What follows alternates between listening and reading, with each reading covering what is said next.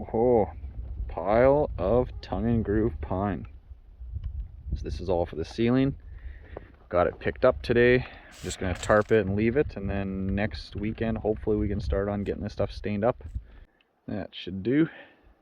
Of course, first weekend we could do something. I have to go work, so Tegan is gonna be doing a bunch of the coffee staining and whatnot herself, and hopefully I can get her to take some video for you guys. And Tegan is mad because I'm not helping her yet, but someone has to be the film crew, right?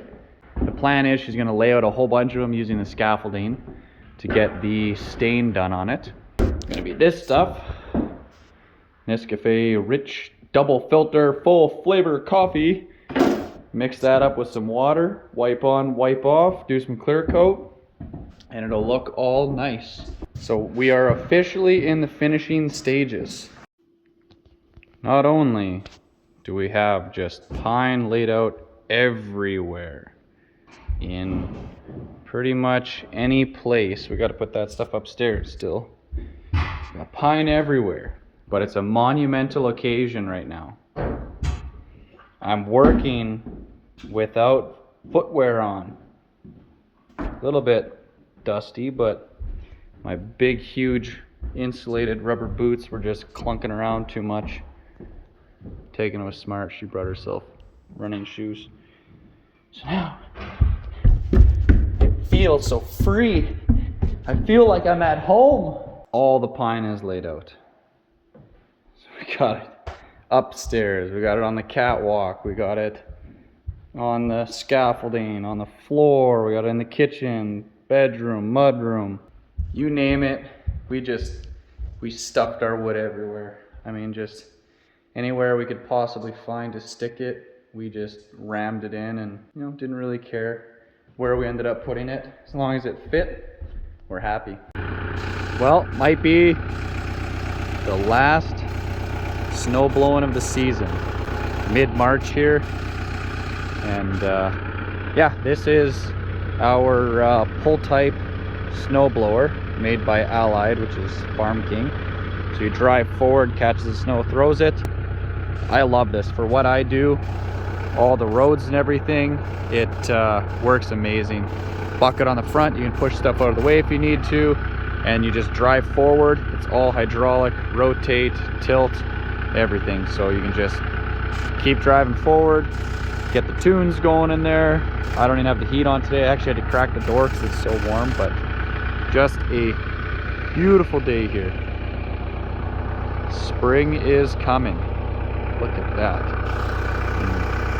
I bet you the solar is just chooching right now. Bet you the batteries are already full. It's like toothpaste today. You can see it's just chunky stuff coming out.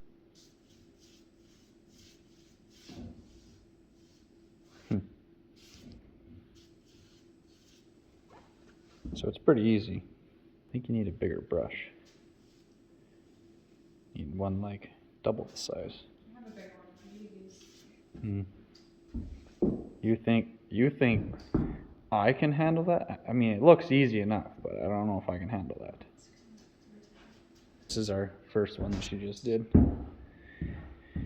you can see it just gives it that nice kind of a brown hint, right? We don't want the white pine, just a little bit. And then it kind of goes nicely into the grain too. So we're literally coffee staining our wood. We're putting coffee stains on the wood. 1,000 cups. Yeah, just 1,000 cups of coffee. Just have to be super, super clumsy with our coffee and just spill it on everything.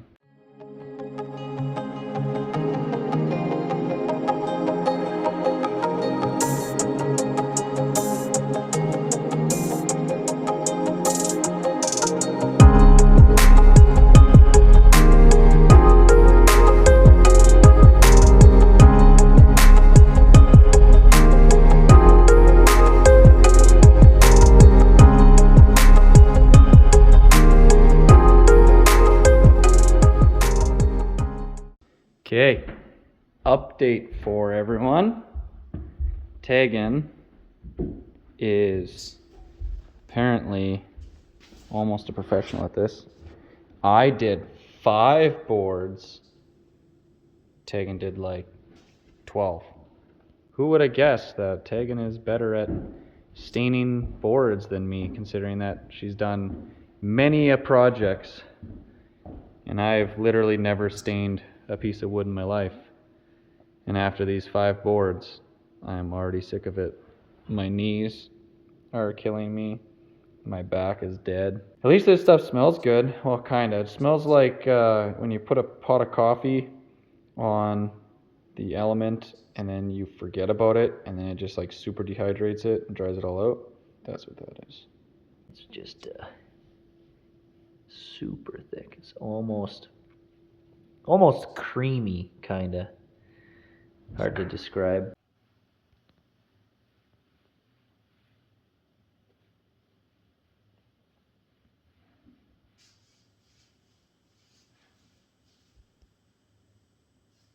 I had a minor panic attack because actually the camera kind of does it too. These boards look totally different colors. These are the ones I was doing, these are the one Tegan was doing, and we thought that I was way overstaining or something, but it's just something to do with the way the light hits the grain, because then if we go over here, it all looks the exact same. And then we actually took a board from here that she did, put it over here, and then they all look the same. So, optical illusion.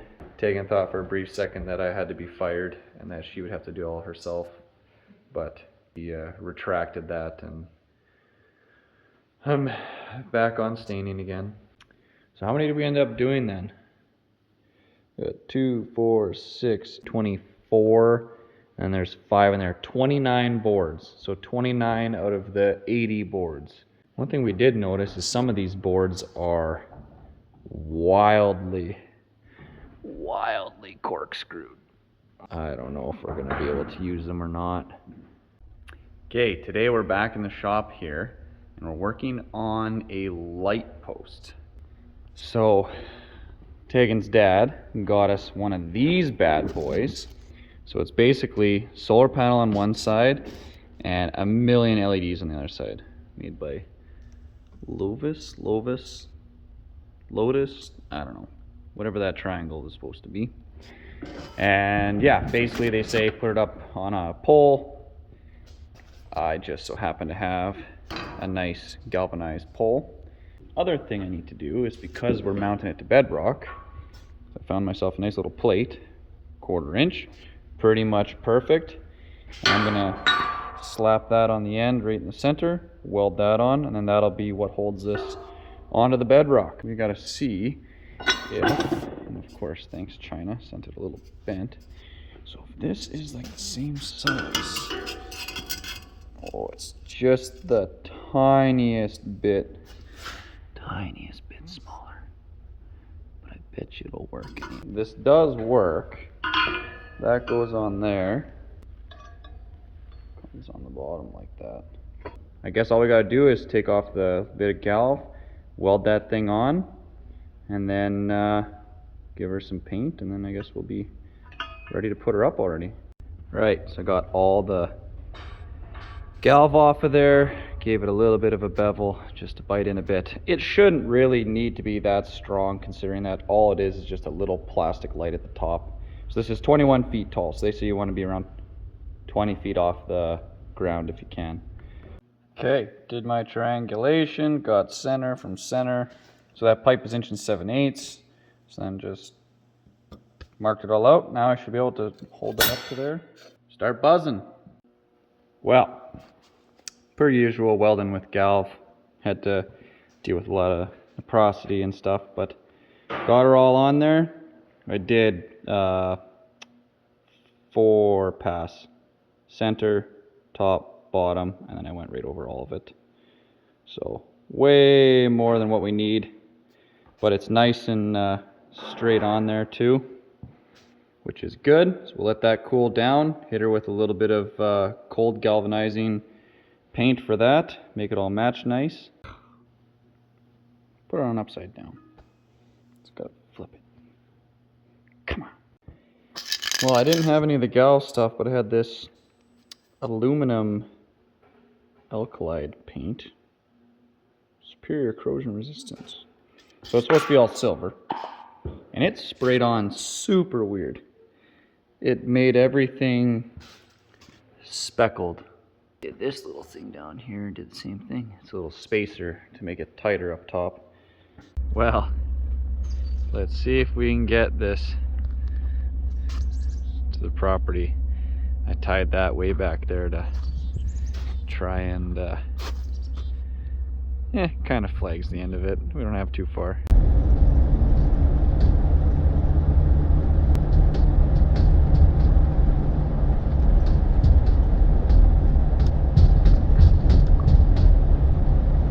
So the plan is somewhere, I think right here is where we figured kind of the flattest piece of bedrock that we have around.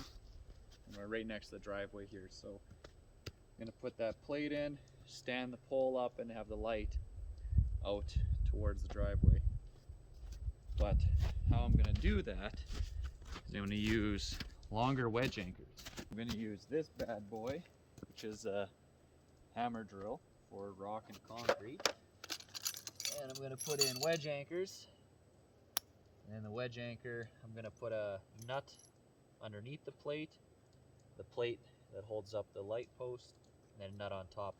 And that way you can adjust it up and down to get it so you're nice and level in all four directions there.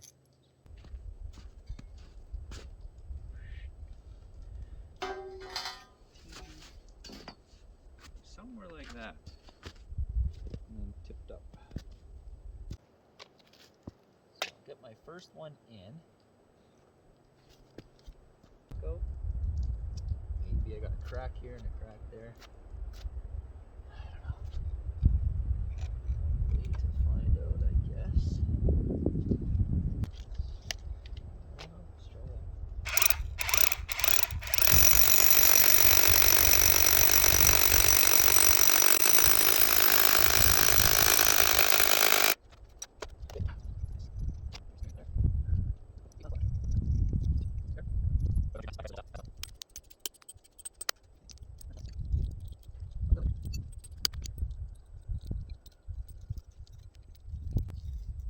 So how these work is they have a little sleeve on them.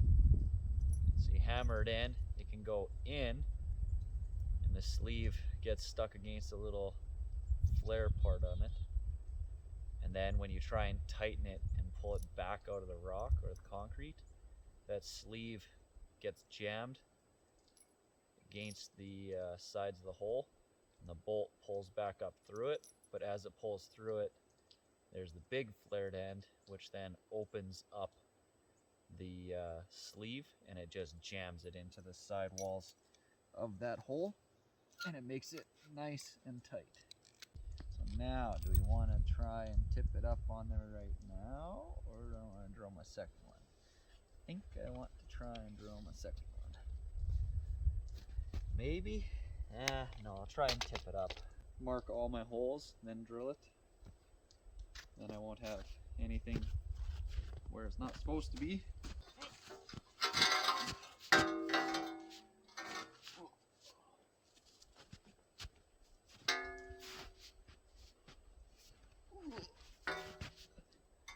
Not a light pole, but it is a light pole. Come on. Straight up first. Losing the battle here.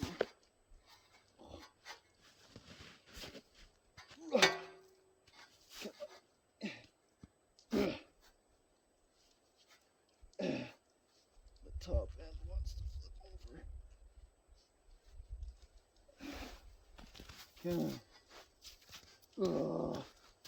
Oh my goodness. Whew. Empty. The sketch factor is real. Okay. Right. Now, to do this with one person is gonna be hard.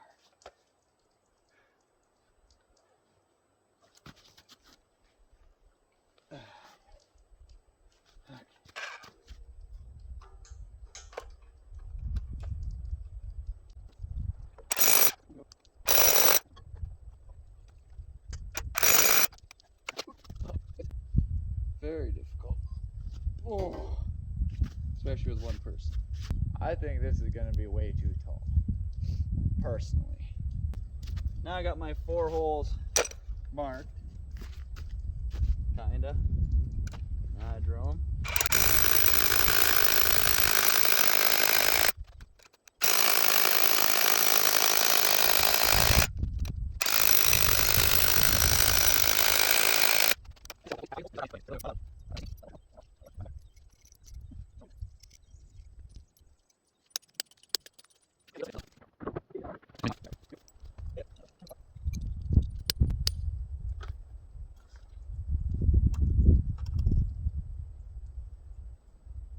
Right, so I got all 4 of those in.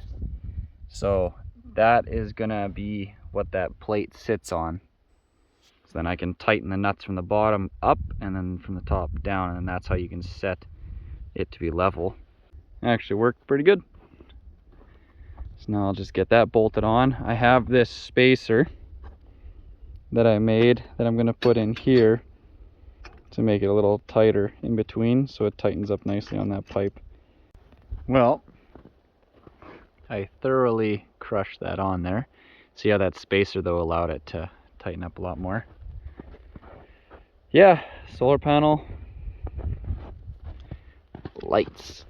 I am going to turn this on, I think. I don't know if it's doing anything. I want to make sure it's all on and everything before I tip it up because I'm not going up there. All right, hopefully I don't fail at this.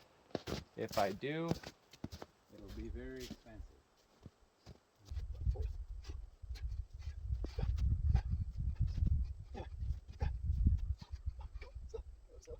Well.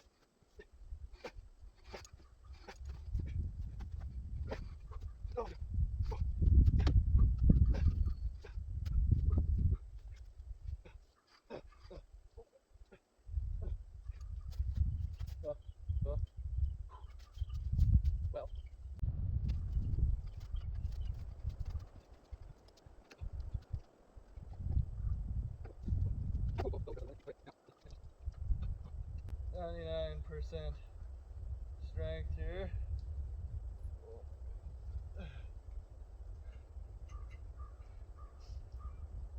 Yeah, I wouldn't recommend doing this. Oh, breathe. Don't do this by yourself. Get someone to help you. Oh my God. Well, I'll call that a success. That is very, very close to being straight up and down. But man, is it tall. Just look at it from here. If I go way up there. Well, that should at least light up the whole driveway. So I'm sitting here for the longest time trying to figure out why the light won't turn on. And I came to the conclusion that all the way up there, I never hit the little red button. I know I clicked it, but I don't know if I double clicked it or I didn't click it properly or what. So I went and found myself a nice poplar and I cut it, took all the branches off, and then I used that to press the little button, and I saw the lights flicker for a second, so I assume it's on now. Sometimes I feel like an idiot. A lot of times. Most of the time. Day 2 of staining. So I think the goal is today we want to get the stain on everything, which should be doable because we did like almost half in 3 hours, so we got the whole day today. I'm thinking tomorrow I'll probably go around and start on spray foaming what I can. So figure we'll show how we're mixing this because guaranteed we're gonna get a bunch of questions. So what is the ratio that you've been doing, Tegan? Well, I've been doing almost 1 cup of coffee to like almost 2 cups of water. Because I started with 1 to 1, but I ended up adding a little bit extra water, and then this is just an old cap from a laundry soap, so it has some lines, but it's not like full to the top line, so I did half and half about normal. number 3 line, so I don't know exactly what that equals up to. Yeah, and it seems like as you're using it, it kind of gets more and more concentrated. I don't know if that's from just Well, evaporation or there's more water comes out with the brush, but it doesn't really seem to make a difference No. on the wood. The wood seems to only absorb as much coffee as it can. So even once we get closer to the tail end, like you can see, it gets really thick and dark. I mean, if once we do the other wood things and we add more water to make it like a different Yeah, we can make it. coffee, but that'll be different. But otherwise, with a little bit of water to coffee, it's not that big of a difference. Yeah, so we can thin it down or thicken it up to get different colors, kind of. So in that way, everything will match. I've been mixing the really concentrated coffee grounds, so I mean. That's kind of the darkest that you could go to. This is birch. We looked it up, what a paint stick is made out of. They're apparently usually made out of birch, whereas we're using pine. So it does absorb it a bit differently, but yeah, as you can see, it gives it a nice brown color. It gets rid of a lot of that yellowness that pine naturally has. Water dries out of it and it's less. Yeah, and we're just using normal drinking water. Nothing too fancy.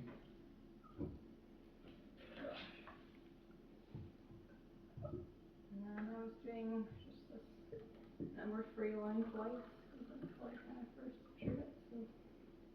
Yeah, I think the biggest thing is just doing it consistently. As long as you keep mixing the same amount with the same amount.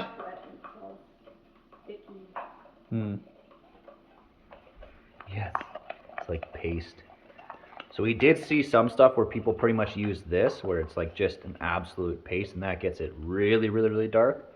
What we might do on the fireplace is we're thinking we might do this with some actual coffee grounds, like not instant coffee, but coffee grounds. And then that way when you're wiping it, it'll kind of smear it in, give it kind of like a dirty brown look, more of a rustic age type thing. Yeah. So in that way because the wall for the chimney is going to be kind of like an accent wall. So mix it up. Pretty dark coffee. I wouldn't want to drink that, but. Yeah. So we were saying, how much energy would you get from drinking this? Yeah, and we've done all these boards. We still have 20 more boards left, but I had like a teaspoon in that can, and then this is how much of one can we use, and we bought like. Dollar for dollar, I mean, you literally cannot buy any stain. Maybe if you did the tea stain stuff for the vinegar and steel wool stain, that's pretty cheap too. But this is water and instant coffee, and I bought the coffee on sale, so bonus. Yeah, I mean, it's a little bit messy, but it's coffee, water yeah. and coffee, so.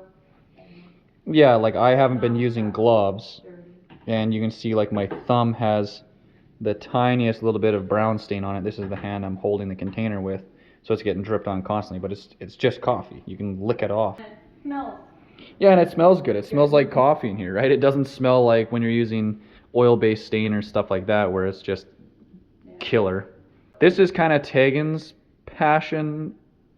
She's done all kinds of furniture, and she's refinished dressers and stuff, which you'll see later on once we're getting stuff moved in here. Something you can't really buy for stain wise, and Yeah. you can use the same, just dilute it more to have different concentrations of the same color family. We don't have to go to a different brand of stain. Yeah, we don't have to buy a bunch of different cans of stain to do a bunch of different things. So there's zero waste with this. Yeah. Right? Like we're not wasting anything. I mean, any leftover coffee is just leftover coffee, and the water, well, we'll drink it, right? There's not like, if you buy too much cans of stain or something. I mean, I guess you could maybe return some of it. But yeah, we get really nice color on all this. You can kind of see like some of them soak up a little bit more, a little bit less. But realistically, when you just look at it all together, it just gives it a nice, even look. Yeah. Like it's like a lot of the detail. Oil stains, you have to do a pre-staining treatment, and usually when I do oil stains, I use concentrated black tea, because then it reacts with the wood like a pre-stain would to make with it the more even tannins or whatever they call it. but this is just one coat and we're done. Yeah, we're just brushing it on, and then I guess the brushes we're just using these basic Cheapy foam brushes. Yeah, they hold the liquid like a sponge would so that Yeah. you don't have it dripping while you're trying to brush it on. So. Yeah, and I mean with the corner on it, you can go down your tongue edge, and we finished all of the staining. this is the clear coat that we're using. Oh, that's the French side. It is Varathane Premium Diamond Wood Finish Water-Based Interior Crystal Clear. Basically, the clear coat just brings out the grain a bit more, kind of gives it more contrast, I guess you would say, between the light and dark. You can kind of see it's got a little bit of a shine to it. Just a light shine. Doing the clear coat is above my pay grade, so I'm going to go outside and dig ditches, and Tegan's going to continue on with this. I'd much rather dig ditches. Right, so now that we're getting a good thaw, you can kind of see how our Ice and water, whatever you want to call it, we put on the deck here is keeping it dry underneath here. Mostly. I mean, you can see we got a drip there. So what I have to do still is we're talking about putting some blocking along in here. I just stapled it up actually this winter because this is kind of, it was leaking down in here and making a slippery, icy spot where everyone was slipping and falling. That's beautiful. It, like I was saying, that basically makes it like it's kind of a shed down here. And then we also are getting along the edge here. You can see it's all raining onto us. But that is because we don't have that board on there. So that's kind of letting some of it come down. And I mean, honestly, this part here, not too worried. So, another day here. Tegan's working on this clear coat. Pretty weird stuff, in my opinion. It's kind of like sorta snotty consistent, but like not totally snotty consistent. But I don't know. Is it supposed to be that thick? Yeah. Kind of looks like Elmer's glue that you would use as a kid in school. While Tegan's doing that, I'm going to get set up. I'm going to do some window and door foam. And hopefully, I can finally get it done. So I haven't done it yet, mainly because we were getting little bits of frost buildup in the cracks still because we still had humidity in the house. So it's been a couple months now of, or probably a month and a half now of running the full HVAC system. So we're right at our perfect climatized point that I can actually spray. This is turning into quite the process. So, because we're doing this after the drywall went on, I'm going around and I have to cut out pieces of the drywall just to get it so I can get the straw in. And we're using the disposable ones partly because they have super thin straws, so you can actually fit the disposable straws in more spots than the reusable cans, or the ones where you save your hose or straw, whatever you want to call it. I think they're metal. I gotta cut it all out, and then I gotta clean it up, spray it, which is a pain because it's so tight. Actually, on one of the first windows I did, I actually had to take a pry bar and I had to pry down the window a little bit just to spray at least something in the back of it, and then let it push back up again. So hard to get this perfect. And then the other thing too is now that all of our walls are painted, I'm trying not to get it on the paint, right? Because this stuff does not come off the paint. I swear half of what I'm doing is just shaking these cans. So it's 60 seconds. You gotta shake them for it. You definitely can tell if it's not shaking enough. You guys might get a little bit of flicker from my light here. Ow! Still a little risky not wearing shoes in here. I definitely found if you pull, so if your straw's like this, and you're moving upwards, you're kind of leaving a bead behind you. It's better than if you're pushing. If you're pushing it with it. So if you're pushing it, it seems to push it into the holes a bit better. If you can pull, it makes a nice kind of a gasket type bead.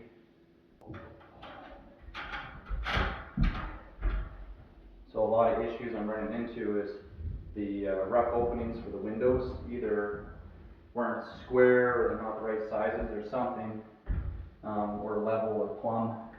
basically the rough openings aren't great. So when they put the windows in, and some of our windows I know aren't level, if you look at it from outside, they're actually clocked one way or the other, because I guess when they're installed pretty goofy. So now though, when I'm trying to get the straw in, like that top corner up there, it's actually touching, like the frame is touching the wood. And then on the other side, they got big gaps. So the sides they're touching, they're almost impossible to get it properly sealed because you just can't actually get the straw in there.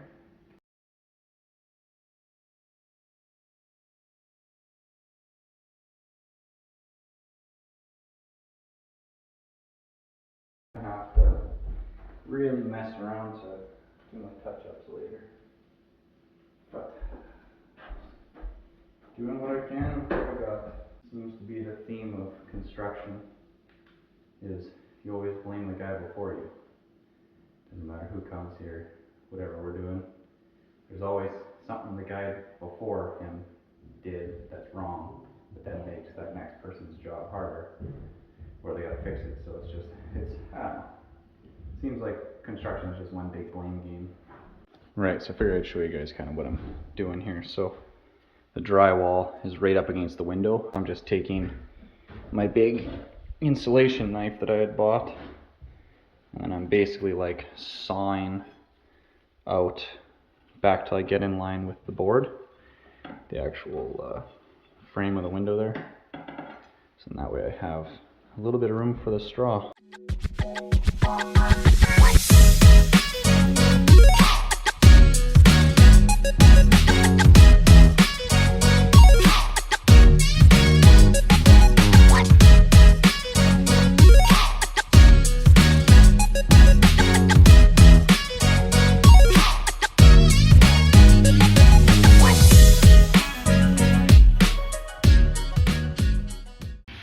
Well, Tegan's on the last bit of her sanding and the second coat of clear coat.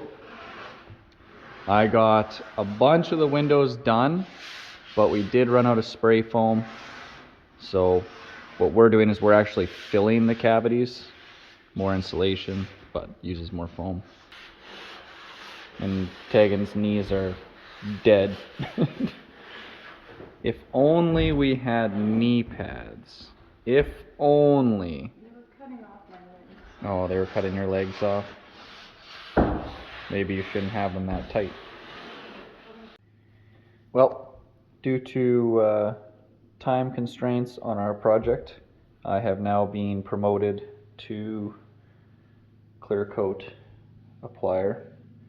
No clue what I'm doing, but I have a good teacher, and she basically said if I make any mistakes, she will murder me. So I got that going for me. Right, we are heading out. We got all of the boards. They are stained, clear coated, sanded, and then second clear coat.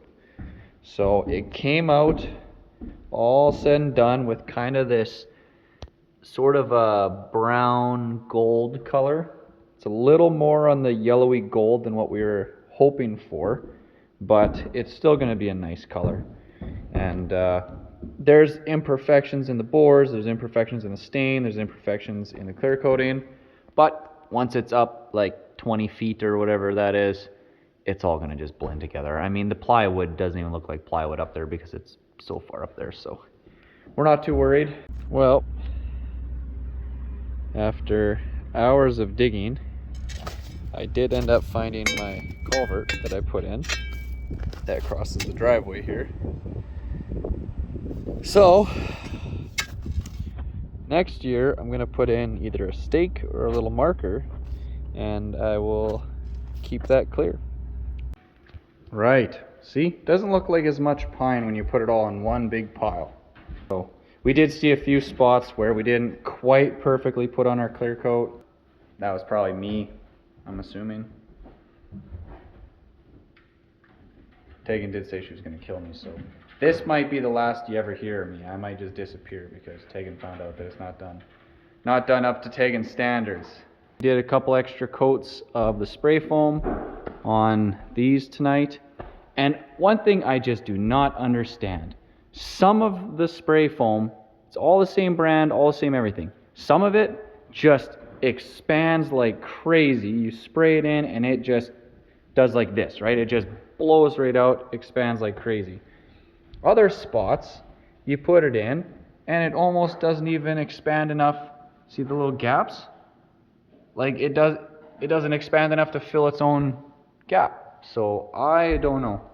We've been shaking the cans like crazy. I did 2 passes on everything just to really make sure we seal it all up, because I'm not really happy with the foam job. But hey, if you look up online, they say to just do one tiny little bead around it and that's it. So it kind of blocks the air but doesn't really insulate at all.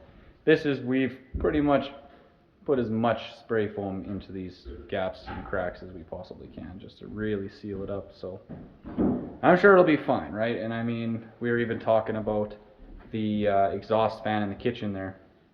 When you flick that thing on, since it's not going to be connected to the HRV, it's just going to create a negative air pressure within the entire house. So the whole house is just going to be collapsing in on itself because it's so airtight. The only way that you'll get full airflow from that exhaust is you have to actually crack a window or open a door. So having some air leakage isn't the worst thing. Haha, the street light works. Look at that. There's a remote and everything. I don't know what all these settings do. There's brightness. I don't think this remote works, but I mean, it seems a lot brighter when you go underneath it. But yeah, that should work. I was so excited I didn't even put my boots on. But look at that. We got Jazzy here tonight. Hey Jazzy. Jazzy. Jazzy. Hi. We're puppy watching for Tegan's parents there. We're just figuring out we got to add another layer to this, and then we're going to probably do the same height on both of these. So that way we can go full length, because when we're doing 16 feet, my buddy Brennan's going to come and give us a hand again, and we're going to... Jazzy, I'm filming, come on. We're on air, we're live on air. But yeah, so that way with 16, we'll have enough of this that then I can do one side, he can do the other side, we can get it up and then staple it all in, because we're going to use heavy staples versus nails because the staples are better. Plus a ton of our pine is twisted and warped. When we first separated it and we started staining it, there was maybe, I would say, 20% of them was, twisted in some fashion. Now I would say probably less than 20% aren't super twisted in one way or another. But yeah, the other thing we're just hoping that the way this all finished off is that it's nice and square, because then that way when we're running our boards up, we're going to start from the low side on both edges, run to the peak, and then that way we'll run that center board down it, and then that should hide any variation, as long as it's not crazy out. If it's out by like an inch or 2 inches, not much is going to hide that. So fingers crossed that it's all nice and square in here. So tonight's adventure, we are getting our scaffolding set up again. So we just did that one, added another layer, so we're three layers tall to reach the ceiling. I figure you guys would like to watch us struggle with this half. It's actually very difficult to find a spot where we can film the entire erection, because it's pretty tall.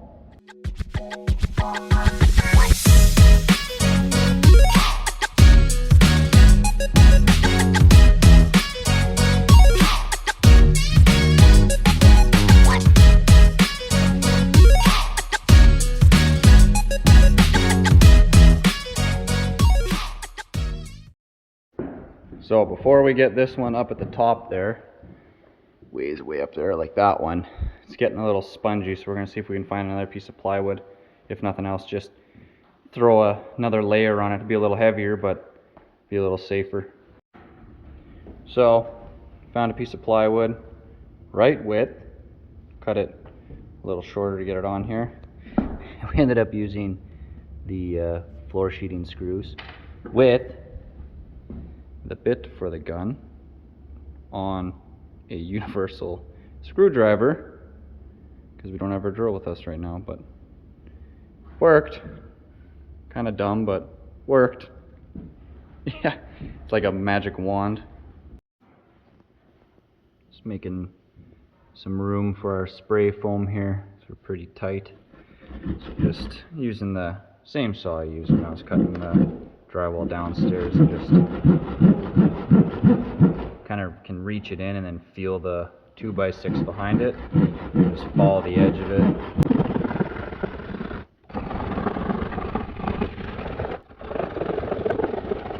So it's definitely a lot harder on the Sqft then.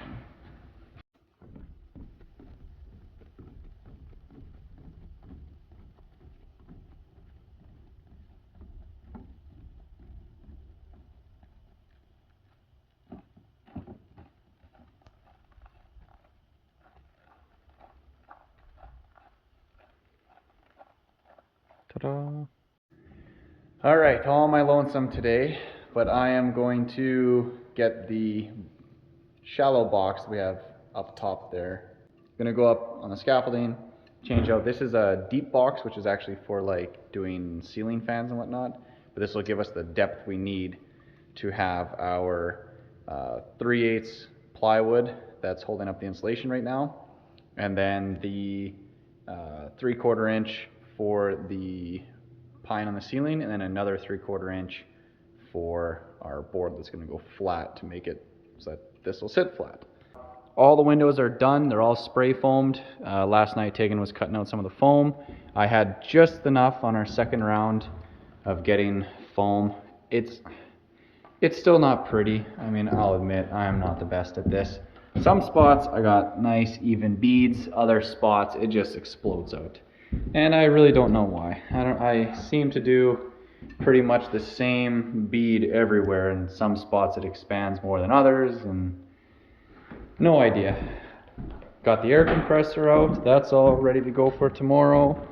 We got the staple gun, borrowing one from my neighbor there. So this is the gun we're going to use. Actually, we got two of them. Brennan's bringing one himself. And then these are the staples. So we're going to use I think they're called brad staples. So instead of a brad nail, which is like just one of these, it's a brad staple. So it's two basically 18 gauge nails, and then they're bridged together with a crown. So it's called a crown staple. And I also need to change out the disc on the chop saw today to be the fine tooth, 80 tooth, so we get nice smooth cuts on all of our pine. And then tomorrow's the day. Tomorrow we're gonna get a whole bunch of that pine hammered up. I'm gonna try to get a bunch of video for you guys, but can't promise anything because we're gonna be moving. I'd like to get it done in a day. Don't know if that's possible, but I think once we get rolling it shouldn't be too bad, because it's just gonna be a 16-foot board and an 8-foot board, and then a 16 and an 8 the opposite direction, and back and forth and back. So we're here underneath the house again. So this is one of the spots I was showing before where it was all wet, and it's all dry now. So maybe just getting rid of some of that ice out there helped it a lot and made it not leak in anymore. So even the hole next to the door here, this hasn't had any moisture in it since we got the house up to temperature, because it was collecting moisture because it was cold there, but now that the heat and HVAC and everything's working, so it was either this step or this one here had water before. So I think that problem's all solved. So knock on wood, I mean, we didn't have a whole ton of snow this year, but I mean, it's melting and water's water, right? So if we don't have water right now, hopefully we won't have water in the future. I mean, that was the main concern, and the biggest problem that everyone always says with building on bedrock is trying to deal with the water. I think a lot of times people are building on the bedrock, but they're not at the top of the hill necessarily. They might be halfway down, and water doesn't flow into the bedrock, right? The water's going to go through the soil that's on top of the bedrock, hit the bedrock, and then just follow that down until it hits the lake, the pond, the river, swamp, whatever's downhill. That's where it's headed. And yeah, if you put a house halfway down that hill, you're going to have problems with water. We specifically chose to put our house at the top of the hill here. So it's the very, very highest point, and then all the water drains away from it. Sometimes companies do stuff that just, you shake your head and ask, like, what were they thinking? DeWalt saw here, right? Nothing fancy. Getting the blade switched over for fine tooth for doing our pine. To change the blade, yes, they provide you with a little wrench, right? That's for doing that. Makes sense. But this stupid guard, you have to undo this screw here, and you have to undo one hidden, you can't even see it. It's back in here actually, it's hidden right now, but it's right back in there. And it's like a T35 or something Torx. So they don't give you the Torx to do this. They only give you the wrench, which is useless because the wrench does nothing for you if you can't get to it. And even this, like, you have to have this, like, open. I'll show you. You have to have it like that. You have to have it like open, but not all the way open. Almost just need an actual screwdriver for this, or like a Torx Allen key thing. So Tegan says she doesn't really want to cut anything inside the house now because the house is all painted. She doesn't want to have to clean the walls, and I think that's ridiculous. But for tomorrow, if it is going to be bad weather, or super windy or nasty or whatever, I'm not going to make my dad stand out on the deck in the blistering cold and cut boards all day. So I kind of told her, like, we have to cut inside if the weather's going to be bad. And I came up with this. Took the shop vac, put a little rectangle end on it, stretched it out, stuck it over top of the round end that leaves there that usually this will go into. Of course, this isn't the right size, but a little bit of force threw in a screw. Now, when you're cutting, as long as you have that on, it should suck all the sawdust away. Well, tried the vacuum, didn't seem to be working. Took the filter out. Look at all the friggin' drywall dust. Tegan's not big on the whole take out the filter and clean it part. So it seems like every time I go to use it, I get to get all dusty and clean it out.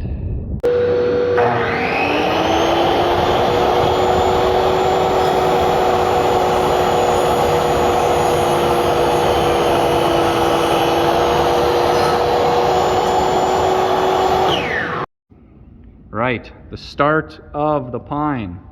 Our first board, we cut it backwards, so that's down there for that one. We got all of our guns set up. Brennan's here, he's showing me how to do it because I have no friggin' idea what I'm doing. And so far we got one board up, and it's like 10:30. Might be a long day. Might be a long day. Right, so we're only at our third level. We have had many trials and tribulations getting our right direction, right angles, right length, right everything. There's one of those cases where you have lots of minds working together, but it's not making much for progress. But we're getting to the point where we're just cutting a lot of the same board once it's figured out what we need. So in that way, hopefully we just nail up a whole bunch in a row. So we cut everything the same length? I think we need to go 1/4 inch longer on the right hand side, 8s and 16s. Yeah. everything on the right hand side, we might as well just go. Hopefully we can get these on the other side. It's like quarter. Which one's No, we can see. the cuttings are all over there. That's the wrong side, regardless of it, whatever. I thought that side was a cut in, David. I think that side. Oh, okay, maybe I saw the cut in on the bottom. Getting there. It's hard to tell because they look the colors in there. Here comes the first 40 feet. The foreman down there, What? he just yells at us. Cuts the boards angled and then tells us they're fine. And we're on almost our last board. Halfway there. It's 4 o'clock already. My goodness. Taking a little longer than we were hoping for, but getting there. We're just cutting the ones that go into that weird triangle thing. And but yeah, now that they got a rhythm down on cutting and flipping and rotating and the right boards and right and left and up and down, and 'cause there's only one right way for every single board, unfortunately. The plywood side looks the exact same. Yeah, basically the plywood was the same. We've come to the conclusion that this has been a waste of time, so we're just gonna leave that half plywood and just do this half pine, and no one will notice. It'll be the same thing. Yeah, we'll just hit it with some coffee. Might get some on the walls, we'll just go with it. It'll be a new style. But she's looking good. You can kind of definitely tell that one board's a little lighter, but hey, whatever. It was just a different density of wood. Or maybe a little bit different coffee. Our pile is dwindling though, which means that the second side is going to be even harder because it's going to be all twisted boards.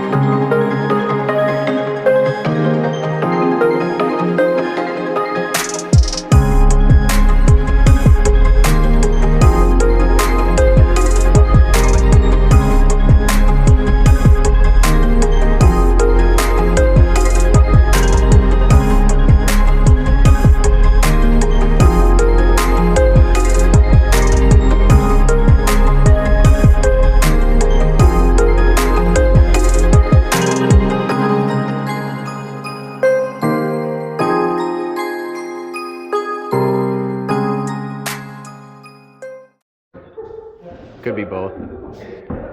All right, we did it. All the pine. Other than we got that middle strip and we got some trim stuff, and then we got all of our trims for the rest of the house. But that should be her. Look at that. Good morning. Welcome back to 80 acres. Yesterday we got all the ceiling pine on, and I didn't have a chance to get any video of it, but Wayne was here and he started putting in a whole bunch of our electrical stuff. So we started getting light switches. Some of them are connected, some of them aren't. Then he left the bathrooms for now. So we're gonna add another coat of the bathroom paint to all the bathrooms since we have leftover. And right now we just have one coat of the regular paint and one coat of the bathroom paint. So we're just going to add a second coat of the bathroom paint just to make sure it has a nice hard finish for scratch resistance and easier cleaning and moisture and all that good stuff. Get this in the nice daylight now. You can see how it turned out really well. There's some imperfections, such as like that one there. That one really bugs me, that black line, but what we're running into is the boards were so warped that when they were trying to cut them and trying to get square edges on them, it was extremely difficult. So up to that point, those ones there, we were cutting at 90 degree. Then we actually changed our angle just slightly to get everything to match up. And here's another one. There's pretty bad. But I mean, when you're up there and you're trying to get it in, and it was way harder and way worse to do than we imagined. And mainly it was because the boards were just so bad to deal with. If it was a nice straight board and the tongue and groove just clipped in, you could just slide it on, slide it over, get it right in line where you wanted it, shoot your staples in, you were done. It was super fast. But with all the warp boards, it was pretty much a nightmare. And then now that we have it up, you can see like where our straight lines are and whatnot. So that's all pretty good. But right here, I don't know if I can even get a video of this, but the wall or the ceiling here, yeah, it's kind of hard to tell. But like right here, this just dips down. The whole ceiling just drops. So when we put our trim board on here, we're gonna have to cut it so the bottom is a straight line, but the top will have to be scribed to go around all that. Right, so this is kind of what we're thinking. So I cut the tongue off of this board, and then if I shave it down a bit more, it'll go something like that along the top. So we're just trying to figure out what the best bet is gonna be. Have like piece there, and there, or do 1/8 up to right there so it lines up with those, and run a 16. And so that end seems to get a little bit narrower. This end seems to get a bit wider. It's still just as sketchy being up here as it was before. And Tegan's gonna start on prepping and doing another coat of paint. No sleep for the wicked.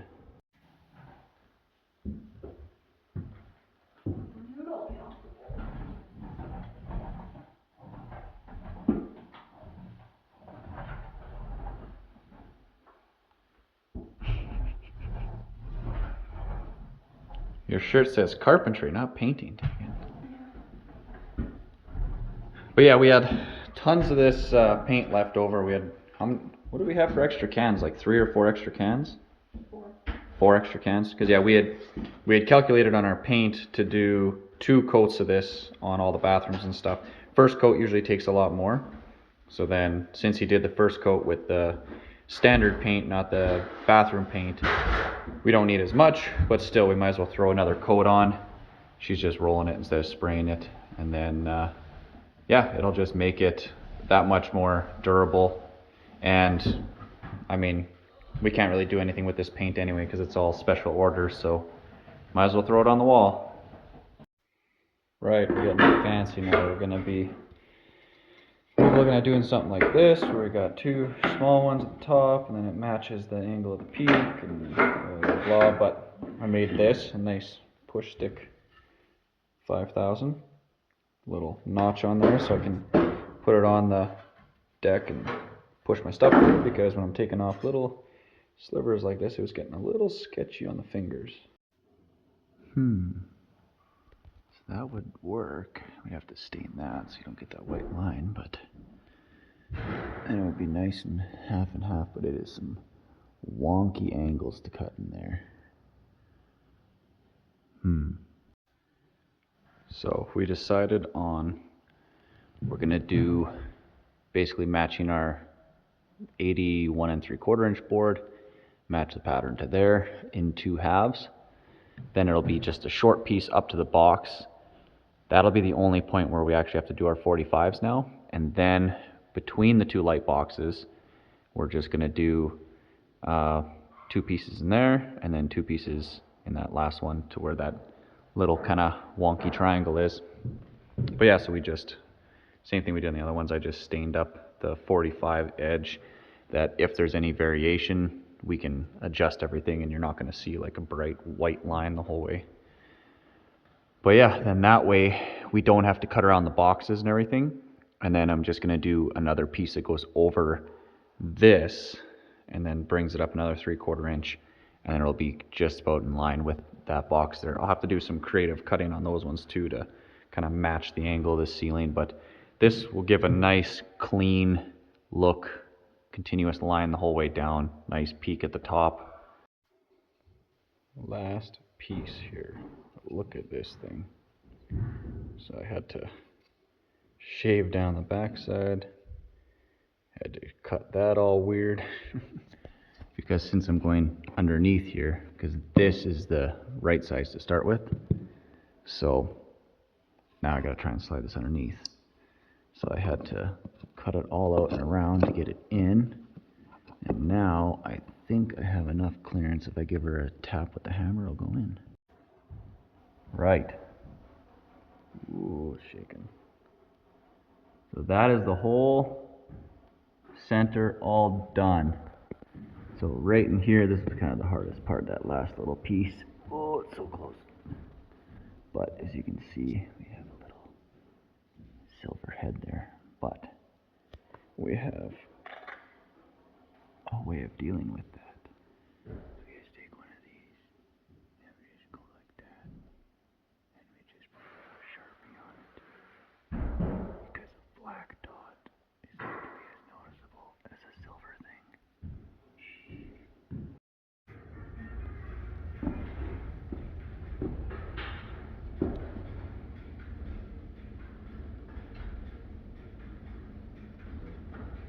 Oh, you're coming right up. I see. Just gonna stain the butt end of it, and then I'll put it up, and then I'll do the rest of it. So we decided with this thing, because it's just super goofy, super weird angles. We have a bit of a gap up there. Don't really care. No one will see it unless they're standing on a ladder from over there. And then we left this as a bit of a reveal. I just took the tongue of it off, left the bevel, stained the backside, because then when we do our fireplace, it ends somewhere here. So you're never gonna look at that. This kind of cleans it up, gets rid of some of the wonkiness.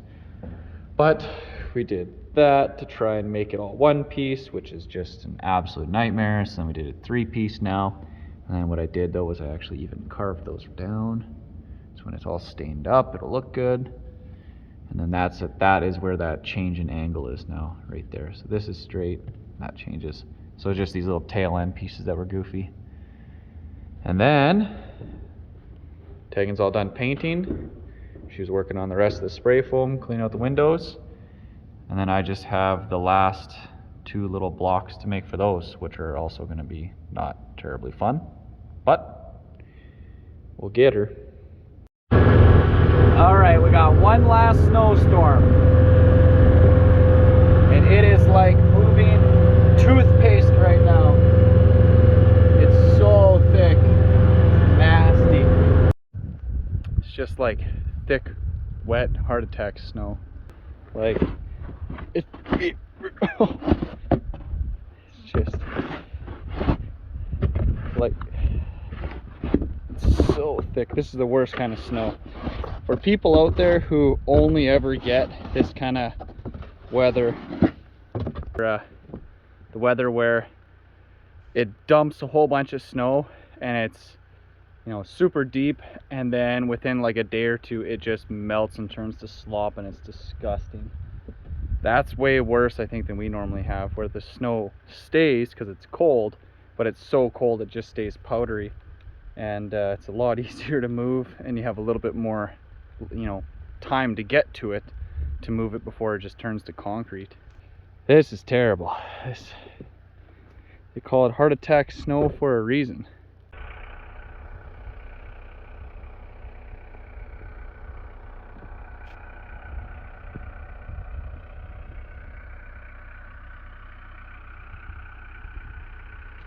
So the downside of these cheap tarp sheds that you can buy is in winter they fill up with snow.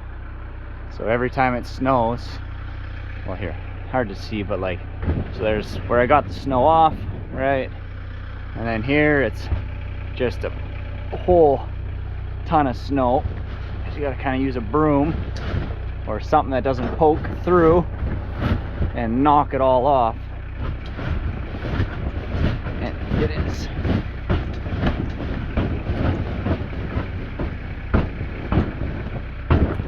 That one actually went not too bad. It almost never slides off on its own.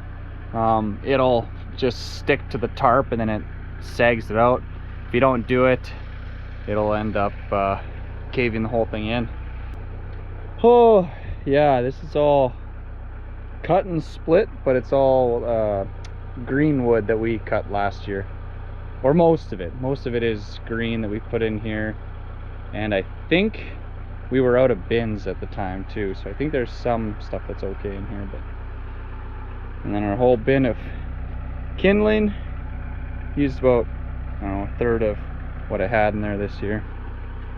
Works well though. That's just one of the white tote pieces from those cage bin things, and easy enough. You can grab it and slide it on the pallet forks of the tractor and move it around to wherever you're splitting. So as you split, you just throw your kindling right into there, and then you can just grab it out and fill a box whenever you need.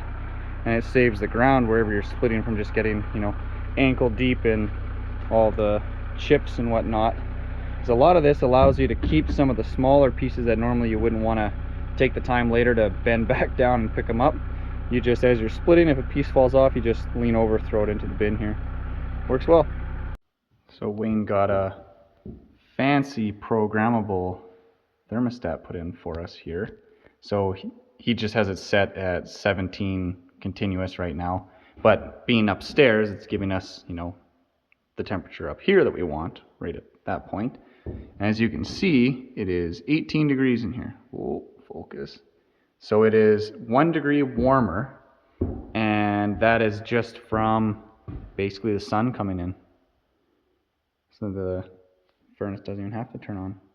I'm gonna try and get those two, well, the light and the fan kind of covered up there. I got to put little trim pieces around them and then make some little fancy triangles. Got my one block there. Got the other block is, I think, up there already, ready to go. And yeah, I was worried because putting that 3/4 inch thick piece of pine, so putting this with a hole in it flat against the ceiling, I thought that because this was sticking down, the wood itself was sticking down about 1/2 inch further than the metal box was, it would be a problem, but it doesn't seem to matter. This can stick down as long as the screws are going to catch, no problem. Come on. I had it right where I wanted it, and it blew in half. Gotta make a new one, I guess. Well, at least I can use this as a template for marking these ones. So instead of doing the fancy bevel, I just made it 45 the whole way now. Compared to that. So it should give me a little bit more to nail into. And then also, because I'm tracing the inside of this, it's gonna be a slightly smaller hole. I'll cut on the inside of the line too, because this was bigger than it needed to be by a little bit. And if this doesn't work, then I'm going to need to get 1/8, unfortunately. Well, I think this is as good as it's going to get using 1/6. So I'm going to make a little triangle that goes in here still on either side. This will get covered by the light housing thing anyway. That side came in a little tighter than this side. This side kind of, you see your two staples there, but I'll have to climb down and take a look and see if you can even see that from all the way down there. I doubt it. Yeah, you can't really see those staples, even if you zoomed way in. No.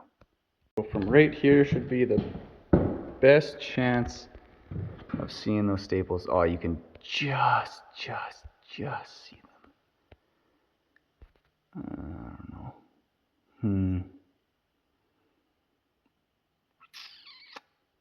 Might have to see what Tegan thinks of that.